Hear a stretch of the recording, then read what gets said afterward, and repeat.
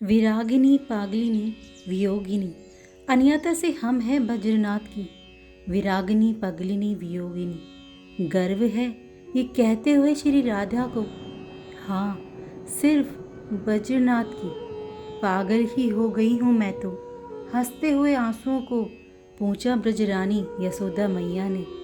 मैं भी हंसी आंसुओं को रोककर श्री राधा रानी। मैं तो आज भी सुबह उठकर सीधे माखन निकालने बैठ जाती। तब ये रोहिणी आती है और मुझे कहती है, किसके लिए माखन निकाल रही हो जीजी? ओह, मुझे याद आता है राधा कि मेरा लाला तो गया है मथुरा। तब मुझसे उठा भी नहीं जाता, मेरे हाथ से मथानी छूट जाती है। रोने के सिवाय मेरे पास कुछ नहीं है। श्री राधा रानी कुछ नहीं बोल रही, बस मैया यशोदा को सुन रही है और नज़र बचाकर इधर उधर देख भी लेती है। कन्हई की वस्तुएं जब दिख जाती है श्री राधा को, उन्माद बढ़ना स्वाभाविक है। सुबह ही उठकर मेरे पास आकर सो जाता था। हंसी और आंसू यशोदा के साथ चल रहे हैं। राधा 6 वर्ष तक मेरे पास ही सोया, पर 7 वर्ष का जैसे ही हुआ कहने लगा, मैया अब मैं बड़ा हो गया हूँ, बाबा के साथ सोऊंगा। उस दिन मुझे बहुत हंसी आई। कैसे बोला था मुंह फुलाकर। बड़ा बनकर आया बड़ा बनने वाला। जिद्दी था, बहुत जिद्दी था। 7 वर्ष के बाद तो वह बाबा के साथ ही सोता था, पर सोता था बाबा के पास, पर उठता था मेरे पास से। श्री राधा रानी और ब्रजरानी यशोदा खूब हंसे, पर हंसी कितनी देर की, फिर बरस पड़े अश्रुधार। मैं यमुना जाऊंगा। बाबा गए नहाने यमुना जी। देर में उठता और मुझसे पूछता। अब कन्हई के बाबा तो सुबह 4 बजे ही चले जाते। फिर उसका जिद्दपना, मुझे क्यों नहीं कहा? तू ही मुझे नहीं जाने देती बाबा के साथ यमुना। अरे रोहिणी, आ जाओ, बैठो। बलभद्र की माँ रोहिणी जी भी आकर सुनने लगी थी दोनों की बातें। बातें कहाँ से निकलती है और कहाँ जाती है, इसका पता उसे हो जो बुद्धिजीवी हो। ये तो सबसे परे है। वैसे भी प्रेम में बुद्धि बहुत पीछे छूट जाती है। हाँ, एक बात शूल की तरह गड़ती है अभी भी मेरे हृदय में। क्या? श्री राधा रानी ने पूछा कि मैंने उसे उखल से बांध दिया। यशोदा मैया फिर रोने लगी। धिक्कार है मुझे। अपने सिर को पीटने लगी। जीजी, ऐसा मत करो। रोहिणी ने आगे आकर संभाला ब्रजरानी को। माखन की तरह कोमल था मेरा लाला। और एक मटकी, अरे ऐसी मटकी हजारों निछावर उसके ऊपर। पर मैं कितनी दुष्टा हूँ ना। मैंने उस फूल को बांध दिया था। उस रात उसने मुझसे कहा भी था, हाथ दुख रहा है मैया। धिक्कार है तुझे यशोदा। ब्रजरानी मैया अपने आप को धिक्कारने लगी थी। कितना कठोर हृदय है तेरा यशोदा। पर रोहिणी जी उठी एकाएक। रोहिणी को उठते देख मैया यशोदा शांत हुई और देखने लगी वो भी। श्री राधा रानी भी देखने लगी थी। कोई रथ आ रहा था मथुरा से, धूल उड़ रही थी। उस रथ के पीछे ग्वाल बाल सब थे। आ गया मेरा लाला, आ गया। मैंने कहा था ना, श्री राधा रानी को कहने लगी, मैंने कहा था ना वो आएगा। आ गया मेरा कन्हई, आ गया। दौड़ी यशोदा बाहर की ओर, फिर रुक गई, खड़ी ही हो गई।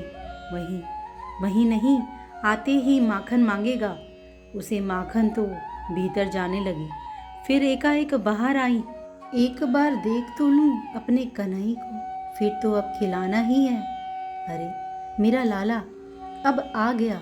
सुनो, मेरा लाला आ गया। जोर से पुकार कर बुला लिया था बृहस्पति नंद जी को भी। बृहस्पति भी दौड़े आए। उन्होंने भी देखा कोई रथ आ रहा है, पर ये रथ कन्हई है क्या इसमें? हाँ, उसे याद आ रही होगी ना हमारी, है ना राधा? यशोदा बहुत खुश है रथ को देखकर। उन्हें लग रहा है उनका लाला कन्हई आ गया।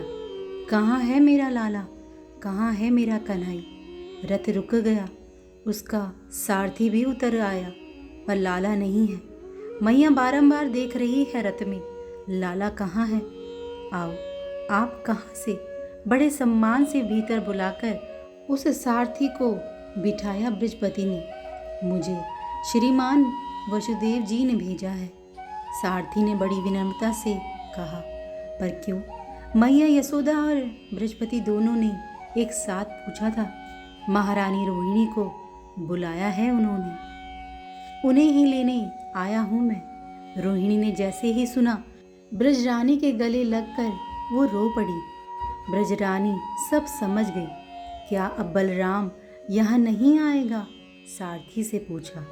नहीं, अब कृष्ण और बलराम मथुरा में ही रहेंगे। धम से बैठ गई ब्रजरानी। उनकी दशा देखने जैसी थी।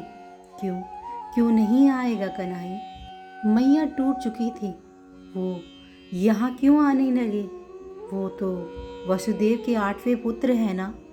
कंस से रक्षा करने के लिए उन्हें वसुदेव जी ने यहाँ छोड़ा था।